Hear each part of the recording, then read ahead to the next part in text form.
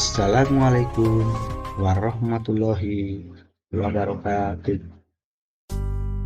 Bapak dan Ibu guru semua di seluruh Indonesia. Kali ini saya Sadikin dari SD Negeri 2 Samengkulon, Korwilcam Kembaran, Kabupaten Banyumas, Provinsi Jawa Tengah, akan memaparkan aksi nyata saya pada topik 3 di platform Merdeka Mengajar dengan judul Perencanaan Pembelajaran Sekolah Dasar dengan materi pemahaman bermakna dan pertanyaan mantik.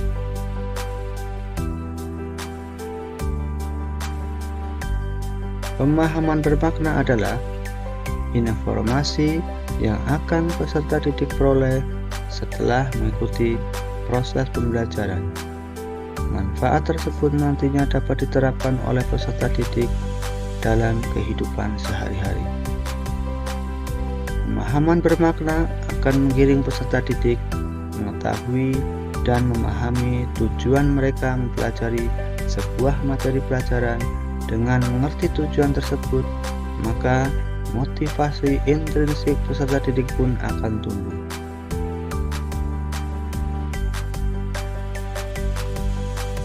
Bagaimana langkah-langkah pembelajaran bermakna?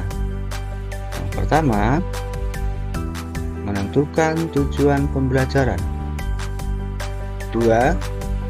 Lakukan identifikasi karakteristik siswa dari kemampuan awal, motivasi, gaya belajar, dan sebagainya. Yang ketiga, memilih materi pelajaran sesuai karakteristik siswa dan mengaturnya dalam bentuk konsep-konsep inti.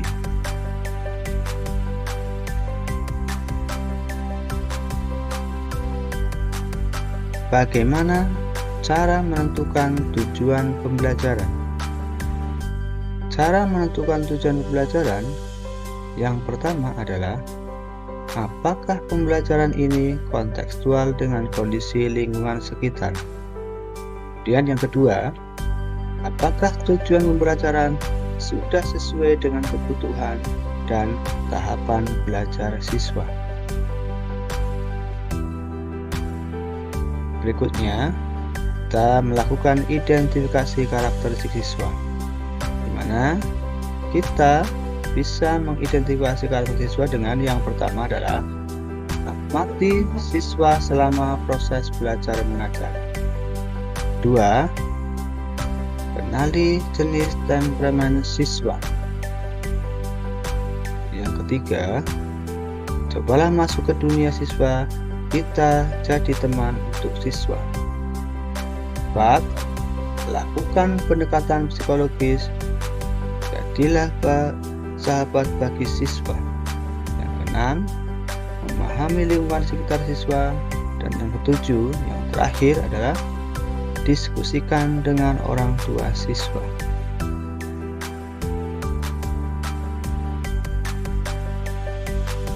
Memilih materi pelajaran sesuai dengan karakteristik siswa.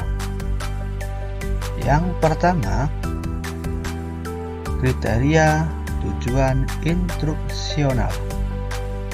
Yang kedua, materi pelajaran supaya tercapai. Yang ketiga, relevan dengan kebutuhan siswa. Yang keempat, kesesuaian dengan kondisi masyarakat. Yang kelima, materi pelajaran mengandung segi-segi kritik. Yang keenam, materi pelajaran bersumber dari sumber yang baku, pribadi, yang ahli, dan masyarakat. Sekarang kita masuk ke pertanyaan pemantik. Pertanyaan pemantik adalah pertanyaan yang seharusnya mampu dijawab siswa setelah mereka mempelajari materi ajar. Pertanyaan yang diberikan berupa hal yang paling penting dalam suatu topik pembelajaran. Pertanyaan pemantik digunakan untuk membantu siswa mencapai pemahaman bermakna.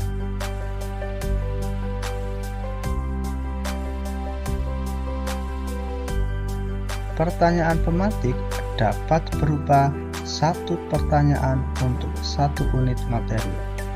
Bisa juga berbeda pada setiap pertemuannya tergantung konsep yang akan dipelajari. Kita contohkan pada materi pelajaran IPA di fase B kelas 4 kurikulum merdeka pada materi bagian tumbuhan dan fungsinya. Tahap 1. Menuliskan semua ide yang terlintas dalam pikiran terkait topik-topik pembelajaran. Contoh, mengapa tanaman bisa berdiri tegak?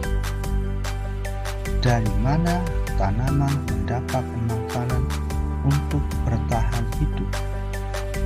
Apakah tanaman bernafas? Bagaimana cara tanaman bisa berkembang biak?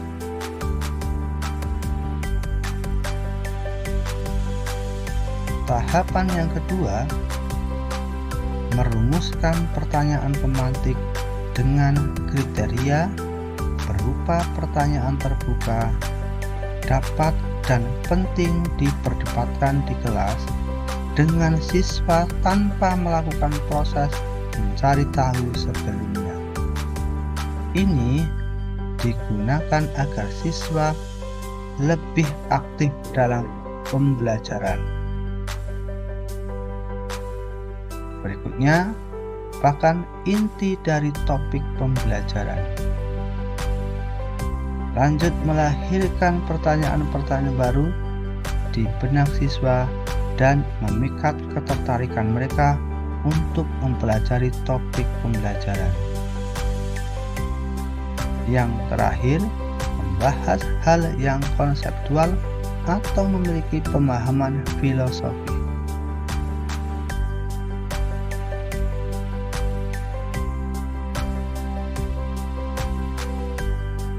Contoh pertanyaan pemantik dan pertanyaan bukan pemantik.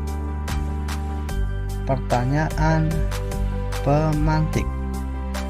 Apa persamaan tumbuhan, hewan, dan manusia? Pertanyaan kedua, mengapa tumbuhan dapat berdiri tegak? Pertanyaan yang ketiga, apakah tumbuhan bernafas? Kemudian untuk pertanyaan bukan pemantik, apa saja bagian tumbuhan? Apa fungsi akar? Apa alat yang digunakan untuk tumbuhan bernafas?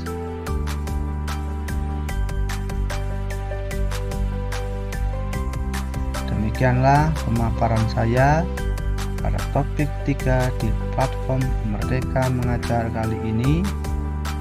Terima kasih sudah menyimak. Kurang dan lebihnya mohon maaf. Wassalamualaikum warahmatullahi wabarakatuh.